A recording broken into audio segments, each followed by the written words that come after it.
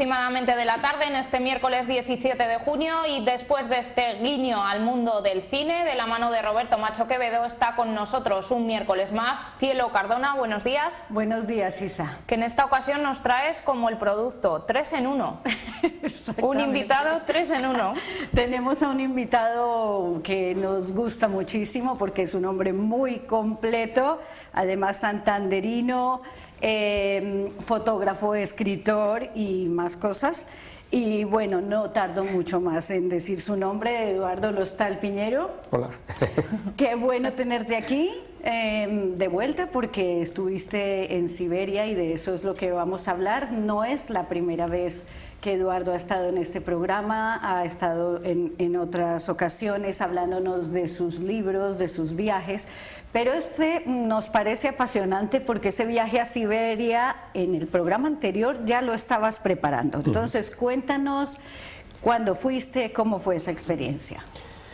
Pues yo creo que lo tengo ya dentro de mis dos grandes retos como viajero, ¿no? De esos que cuando me pregunten, por ahora, igual hay más en el futuro, pero de esos que cuando me pregunten más adelante cuáles han sido tus dos retos y tal, pues tiene probablemente las selvas de Irian Jaya y mi primera experiencia en el Ártico, ¿no? En Siberia. Y son de esos viajes que digo que son un reto porque realmente hay veces que te hacen dudar.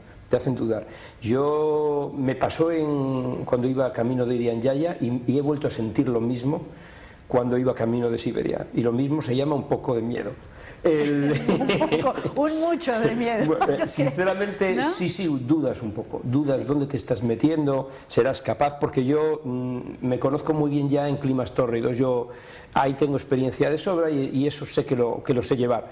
Pero me acuerdo cuando llegué a Moscú, previamente a coger ya el tren hacia Shalehar, que es ya meterte en el corazón de Siberia y tal, que además con el guía me empezó a contar experiencias que habían tenido, 50 bajo cero, con congelaciones y tal, y empecé a decir, ay, madre mía, ¿dónde me estoy metiendo? Claro. Digo yo, ¿seré capaz de esto? Porque yo no he estado en este entorno tan extremo, he estado en el otro, en el del calor, sí, pero no en el del frío, y te entran dudas, y por eso creo que te obliga a superarte como viajero, a superar esos temores, a lo desconocido más que nada, y se convierten en retos, ¿no? En retos importantes que, bueno, pues menos mal que he podido superar también. Bueno, los telespectadores, mientras estamos hablando, están observando las fotografías maravillosas que has hecho allí, pero una cosa es verlo en pantalla y otra cosa es vivirlo, ¿no?, de primera mano. ¿Cuáles son los preparativos para un viaje como ese? Recuerdo que estabas preocupadísimo de las cámaras, cómo iban a funcionar en esas temperaturas, pero también una serie de requisitos que te dio tu guía. Sí, bueno, el primer preparativo, pero eso luego para cualquier viaje, es estar físicamente en condiciones. Entonces yo, como además he sido entrenador en mi pasado, pues planifico mi preparación de cara a llegar a un punto, a la cima en la preparación, siempre de cara a algún viaje. Aunque no vaya a ser en teoría muy exigente físicamente, en el sentido que en este viaje pues yo no tenía que andar mucho, iba en trineos y tal, no era un viaje que me iba a obligar físicamente, pero al final es una cuestión de ir sano, de llevar... o sea, de cara incluso a las enfermedades, etcétera, ¿no? Sí. Que tu cuerpo esté sano para superar todo y para superar temperaturas extremas y tal, ir en condiciones. Luego, evidentemente, en este viaje había un componente importantísimo que era el equipo, y con el equipo me refiero tanto al equipo fotográfico, sí, como a lo que vas a llevar puesto. Porque además de cara a África, bueno, cara a África es que prácticamente dos trapos, si tú me ves la mochila que llevo cuando voy, por ejemplo, claro, a África, y me ves el bolsón enorme, ¿no?, que he tenido que pagar sobrepeso, etcétera, en los aviones, pero es que no hay otra, o sea, es que es ropa pesada, son botas, claro, no puedes ir de cualquier manera, entonces tenía que ser una ropa muy especializada, y esos fueron mis dos grandes preparativos. Aunque luego, a la hora de la verdad, y yo ya me lo imaginaba, porque el año pasado, no sé si te lo comenté, pero solo dos fotógrafos que yo conozca estuvieron con los Nanets, que yo conozca, igual ha habido alguno más. Uno era nada más y nada menos que Sebastián Salgado, que es a través del que yo conocí a este grupo. Y el año pasado dio una conferencia en Murcia, fui a hablar con él del tema y ya me vaticinó él que por mucho que llevara ropa técnica de aquí, al final lo que de verdad te da el confort y lo que te hace estar bien son sus pieles, su ropa. Las pieles, claro, desde luego. Y efectivamente es así, es un mundo, o sea, tu ropa, si estás en activo, nuestra ropa sintética, etcétera, en ejercicio funciona, pero como estés parado, simplemente viviendo, ¿no? Estando, visitando, o simplemente fotografiando tiempo parado, llega un momento que no te alcanza esas temperaturas, pero sus pieles sí. Ah, bueno. ¿Cuántos días pasaste allí? Pues hábitos de higiene, de alimentación, ¿cómo es esto? De higiene nada, No nada de llegamos nada. a imaginar.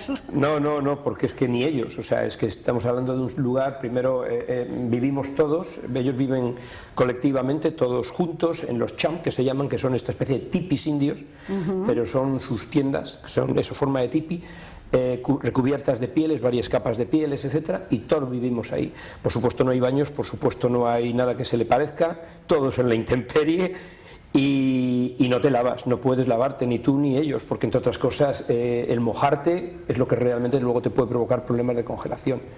Por lo tanto tienes que estar un tiempo ahí, pero por otro lado es que no sudas, o sea, realmente no tienes tampoco, ni tienes tú, ni tienes sensación de falta de higiene en ellos, ni huele, tampoco, ni nada que se le parezca. Por lo tanto, se lleva más o menos bien. El viaje en sí duró un mes en completo, pero claro, te lleva mucho tiempo ir, mucho tiempo volver. Con ellos estuve 18 días, conviviendo, nomadeando, esas caravanas que habéis visto de trineos tiradas por renos que son espectaculares, y estuve 18 días. Otro punto importante ahí en la convivencia era la comida. Yo suelo ser muy crítico con el español, la nacionalidad española en este sentido, porque digo que somos probablemente la nacionalidad que peor se adapta a comer diferente. Sí. Yo no conozco otra nacionalidad que lleve comida en la maleta, como si no pudiera estar 15 días sin jamón, ¿no? Entonces, se adapta muy mal. Yo he visto otros viajeros de otras nacionalidades y saben adaptarse a comer con especias, otro tipo de sabores. Al español le cuesta mucho. Yo, gracias a Dios, como mi madre es mexicana y me acostumbro, no tengo ese problema. Pero esta vez incumplí mi propia normativa y menos mal. Llevaste jamoncito. Me llevé de todo porque realmente comer con ellos, lo que comen ellos es complicado. Primero, comen todos los días y a todas horas lo mismo. O sea, desayuno, comida y cena. ¿Solo carnes? Lo mismo, no, que va. ¿No? Que va. Es que ese es el tema. El primer concepto es que ellos no tienen, digamos, nuestra cultura culinaria, ¿no? En el sentido, ellos comen porque se necesita, porque si no te mueres, pero no tienen esa cultura de comer que tienen pues 5 veces al día. Sí, no, pero me refiero... No, el paladar. Sí, el disfrutar de una comida sí. y todo eso yo no. Ellos comen porque hay que comer. ¿Y qué comen? Básicamente todos los días, y además estuve en varios grupos y eran lo mismo, comen, hacen una sopa como de bolitas de estas, de caracolillos de pasta con un poco de carne de reno, que es lo mejor, galletas y pan rancio. Pan rancio porque es pan de molde, pero claro, lo tienen metido en sus despensas, llega un momento que está duro o está un poco revenido. Sí.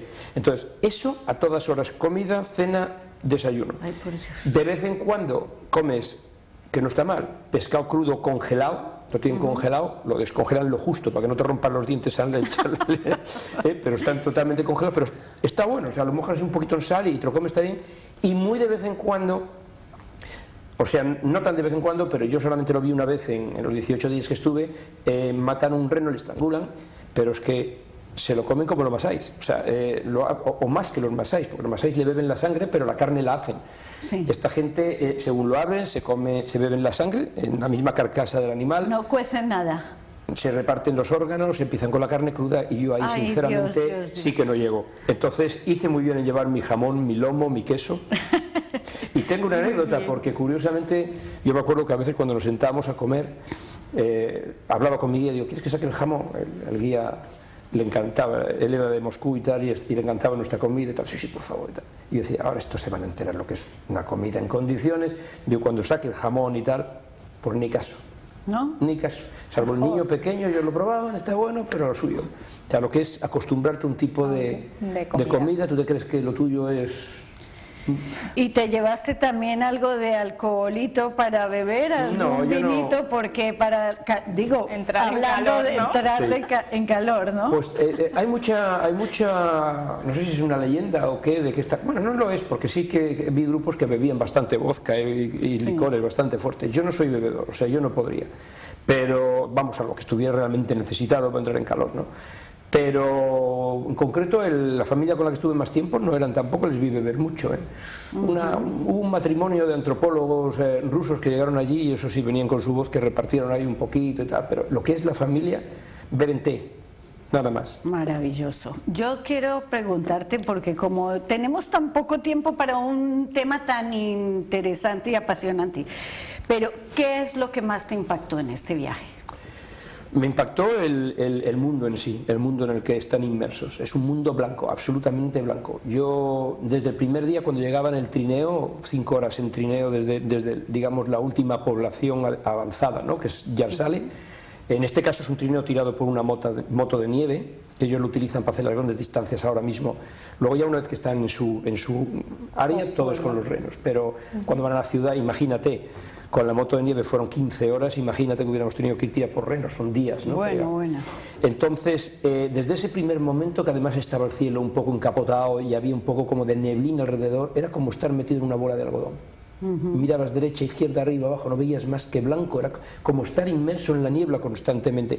Te hablo, no era la taiga que es el bosque, era la tundra, y la tundra es un desierto, es absolutamente plano, no ves una piedra, no ves una rama, porque está todo, los líquenes de los que se alimentan los renos están bajo la nieve, ellos escarban, pueden escarbar hasta 1,5 metros para llegar, pero tú no ves más que blanco, nieve, hielo, y bueno, si te fijas un poco en las fotos que has visto, es que es así. Sí. Yo me acuerdo que yo me volvía loco para encontrar matices y movía el filtro que tenía polarizado, decía, pero es que no hay, pero luego levantaba la vista y decía, pero es que es fiel a lo que veo realmente, ¿no? Tonalidades de blanco. Tonalidades de blanco. Y eso me impresionó muchísimo, y por supuesto pues ver cómo el ser humano es capaz de adaptarse a las situaciones más extremas. Yo conocía la contraria, ¿no?, el desierto del Danakil en Etiopía, la Safar, la tribu de la Safar, que viven ahí a 50 grados, y esta gente vive, llegué a estar a 30 bajo cero, pero esta gente puede llegar a estar a 60, 70 bajo cero en invierno, y son felices y no les cambies. O sea, el gobierno ruso está intentando darles pisos, está intentando reubicarles en ciudades, y ellos no quieren, la mayoría no quieren. Bueno, pues Eduardo, nos tienes que visitar nuevamente porque falta mucho. Yo me quedaría escuchándole hasta las 2 de la tarde, no hasta las 3, aunque lo que nos estás comentando, la verdad que no sé si en el viaje hubo más ventajas que inconvenientes, pero ha sido un viaje duro, ¿no? Este tipo de viaje yo siempre digo que te tiene que funcionar muy bien la cabeza. Frío hace, vas al polo. Lo mismo que si vas al desierto, hace calor. Entonces es la cabeza la que tiene que funcionar para ser capaz de abstraerte. Eso te lo da la experiencia, el viajar mucho, es un entrenamiento previo. Si a mí cuando empezaba me metes aquí me muero. Entonces, porque al final se trata de eso, ser capaz de abstraerte de las incomodidades y las circunstancias más adversas para disfrutar el viaje, porque si no es imposible. Bueno, yo solamente decir a los telespectadores que en las librerías del país tenemos este maravilloso libro, Hoy silbar las acacias, de Eduardo Lostal. Ha estado el día 6 de junio en Madrid, la Feria del Libro de Madrid, firmando ejemplares, y ya tiene un nuevo libro que se publicará en noviembre de este año, y creo que tendrás que seguir escribiendo muchísimo porque de Siberia nos vas a tener que contar. Muchas gracias a los telespectadores por estar ahí siempre acompañándonos en pantalla, y gracias a ti, Eduardo, por venir. A vosotros. Muchas gracias a los dos. Isa, y a todos ustedes, no se vayan, porque tras esta breve pausa publicitaria llega Pedro García para hablarnos de surf, como siempre, y concretamente lo hace con Ricardo, seleccionador de surf de Cantabria.